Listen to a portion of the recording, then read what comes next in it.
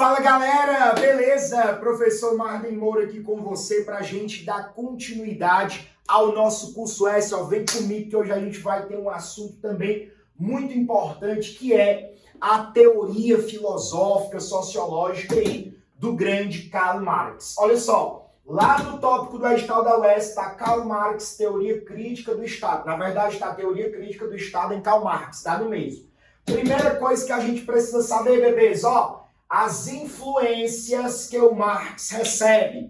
Marx recebe influência da filosofia alemã, principalmente da dialética hegeliana e do materialismo de Feuerbach, tá bom? Então, guarda na cabecinha. Ele recebe influência da filosofia alemã, da dialética do Hegel, filósofo alemão, e do materialismo de Feuerbach. Depois ele também recebe influência do socialismo francês, que é bem verdade, que também tinha um socialismo inglês que vai influenciá-lo, mas geralmente a gente fala do socialismo francês, que são os chamados socialistas utópicos. Professor, não foi o Marx que criou o socialismo? Não!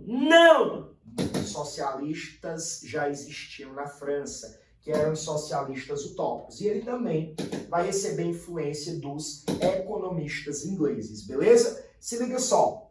Segundo a teoria crítica do Marx acerca do Estado, nós temos aí na história da humanidade 7 modos de produção. O modo de produção primitivo, o asiático, o escravista, o feudal, o capitalista, o socialista e o comunista. É bem verdade que o Marx está desenvolvendo as análises dele dentro do modo de produção capitalista. Uma coisa importante, em relação à produção de riquezas, todo modo de produção posterior, ele é superior ao anterior. Ou seja, o capitalismo, em relação à produção de riquezas, ele é muito melhor que o modo de produção de riquezas baseado na estrutura feudal, tá certo? Então, o capitalismo é melhor em relação a produzir riquezas. Mas qual é o problema do capitalismo? A quantidade de riquezas que ele produz é apropriada apenas por poucos indivíduos na sociedade, gerando aí o grande tema da sociologia, que é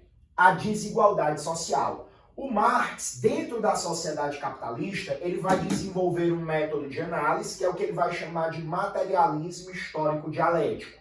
Nesse método de análise, o Marx vai entender, diferentemente do que entendia Hegel, que não são as nossas ideias, que não é a consciência que determina a nossa vida social e material. Não! Aqui, no materialismo histórico dialético, são os fatos sociais, certo? Os fatos sociais, que também são fatos materiais, que determinam a nossa vida, que determinam a nossa vida dentro da sociedade. É a nossa história material, são os fatos concretos, são as coisas que acontecem, que se efetivam no mundo material, que determinam a nossa forma de ser no mundo social e que determinam, inclusive, a nossa forma de pensar. Não é o contrário.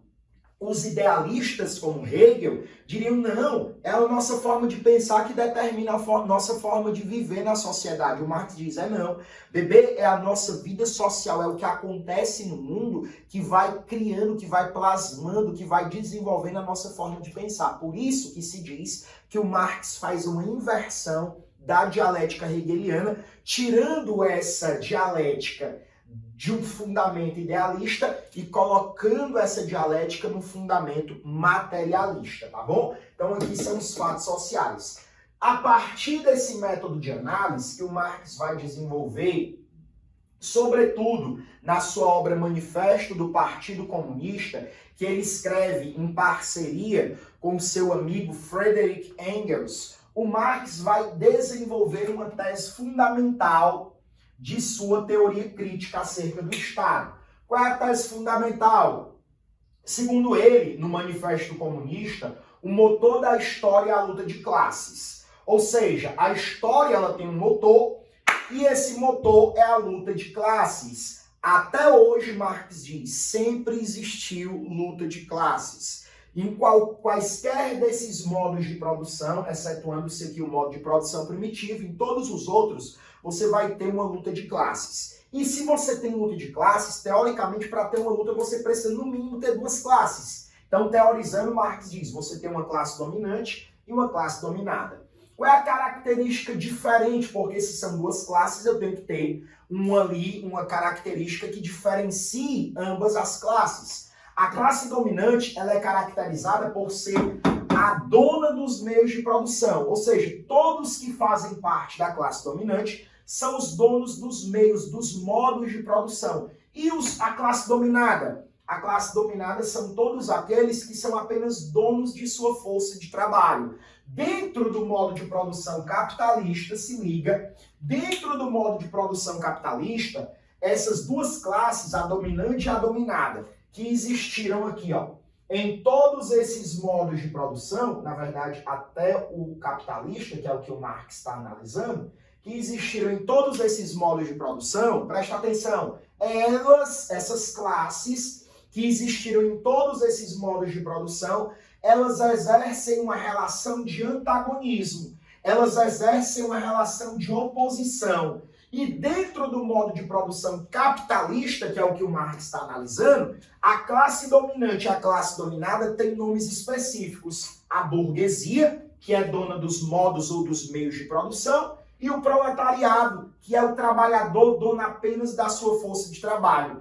Essa burguesia vai explorar o trabalhador e vai fazê-lo se submeter a condições impensáveis de exploração e cada vez mais vai produzindo riquezas, mas essas riquezas não chegam às mãos dos trabalhadores. Marx entende, então, que o Estado ele é um instrumento da dominação da classe capitalista. Como assim, professor? Ora, o Estado poderia muito bem criar mecanismos, criar políticas, criar princípios políticos universais para fazer com que houvesse uma melhor redistribuição das riquezas. No entanto, esse Estado, ele se convencionou, ele se tornou um instrumento de dominação da classe dominante. Ou seja, quando o Estado vai criar uma lei, ao invés de ele valorizar os trabalhadores, esse Estado vai valorizar a classe dominante. Reforma trabalhista aprovada aí no governo atual,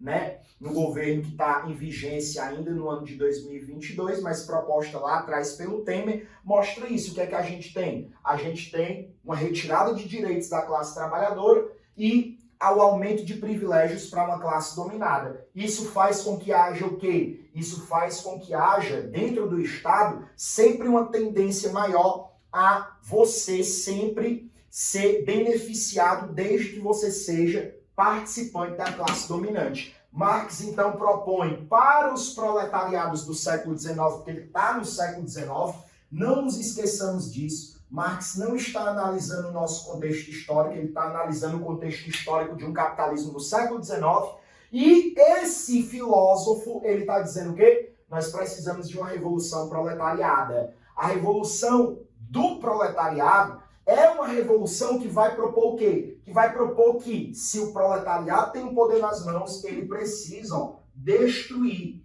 ele precisa acabar com o Estado. Por quê? Porque o Estado, como eu disse para vocês, é um instrumento que sempre está ao lado da classe dominante, que é a época do Marx, era a burguesia.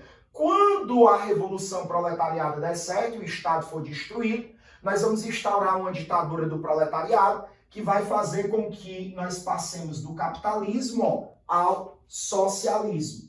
E depois, pouco a pouco, nós passaremos do socialismo ao comunismo, que é justamente a sociedade idealizada pelo Marx. Por quê? Porque dentro do comunismo nós não teremos mais essa luta entre classes, essa oposição entre classes, porque nós teremos apenas uma sociedade em que os indivíduos eles vão ser ali colocados dentro do trabalho a partir das suas aptidões naturais e intelectuais. E eles vão receber aquilo de que eles precisam para sobreviver. E aí o grande objetivo do Marx, de fato, é teorizar uma sociedade, uma passagem, né, dessa estrutura da sociedade capitalista para a estrutura de uma sociedade comunista, onde nós não teríamos mais aí essa desigualdade social, que seria o calcanhar, certo, de Aquiles da sociedade capitalista. Beleza, galera? Fiquem bem, bons estudos e a gente sempre se encontra no próximo vídeo.